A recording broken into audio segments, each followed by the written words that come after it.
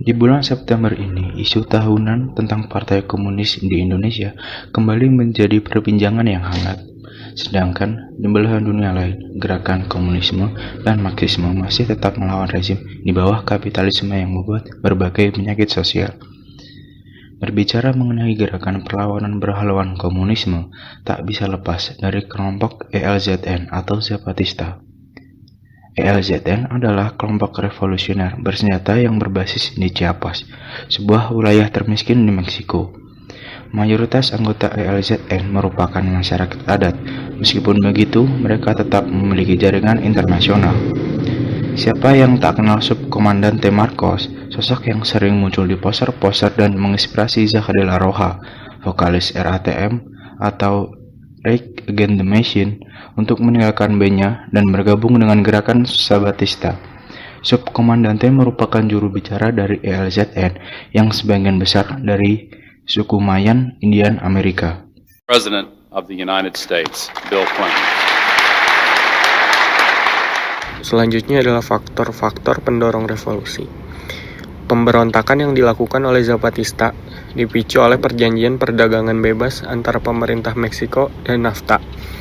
Zapatista beranggapan dengan perjanjian tersebut, maka Chiapas yang kaya akan sumber daya alam minyak bumi, mineral, dan biosfer hanya akan menjadi incaran pemerintah dalam memuluskan agenda kapitalisme. Mereka menolak agenda tersebut karena dianggap akan membawa ekosida ke Chiapas dan semakin membuat rakyat Chiapas sengsara. Zapatista juga ingin membuka ruang demokrasi seluas-luasnya di Chiapas, sehingga seluruh pandangan politik dapat dibicarakan secara bersama. Dalam kata lain, mereka ingin menciptakan wilayah yang otonom dengan berdasarkan swakelola. Pada hari pertama NAFTA diberlakukan, Zapatista bergegas mengangkat senjata untuk melakukan okupasi kota-kota besar di Chiapas. Selain mengangkat senjata, Zapatista juga melakukan metode lain dengan menggunakan teknologi modern seperti telepon, internet, dan juga Zain untuk menggalang dana dukungan, baik di tingkat domestik maupun internasional. Hal itu lantas membuat solidaritas mengalir dari kelompok sayap kiri di seluruh dunia. Meski awalnya Zapatista menggunakan jalur kekerasan, namun Zapatista sebenarnya merupakan gerakan non-violence. Mereka tidak ingin memperpanjang kekerasan yang terjadi dengan pemerintah. Pada tanggal 16 Januari 1995, ELZN mengumumkan gencatan senjata yang tidak terbatas dan akan terus dipertahankan secara berkesinambungan. Namun, pemerintah mengkhianati gencatan senjata tersebut. Peristiwa yang dinamai pengkhianatan Februari tersebut merupakan upaya pemerintah Meksiko untuk menangkap para simpatisan ELZN sehingga mereka berhenti memberontak. Namun, ELZN tetap menghormati perjanjian gencatan senjata dengan memilih untuk tidak melawan kelompok paramiliter pemerintah, tetapi memilih mengungsi ke pegunungan Chiapas. Zapatista tetap berdiri hingga saat ini dengan keberhasilannya dalam membuat 32 kota madya pemberontak otonom Zapatista yang tersebar di Chiapas. Mereka juga tetap mengikuti perkembangan hingga saat ini, meskipun juru bicara mereka, Subkomandante, entah berada di mana. Ia tetap menyerukan perlawanan terhadap agenda-agenda neoliberal, seperti perang AS melawan terorisme, kebijakan ekonomi yang disponsori oleh IMF dan juga World Bank, serta perjanjian tentang perdagangan bebas. Selain berhasil membuat sel-sel otonom di 32 kota, mereka juga melakukan pengorganisiran warga dengan sangat baik dan membuat apa yang mereka sebut sebagai pemerintah yang baik atau good governance.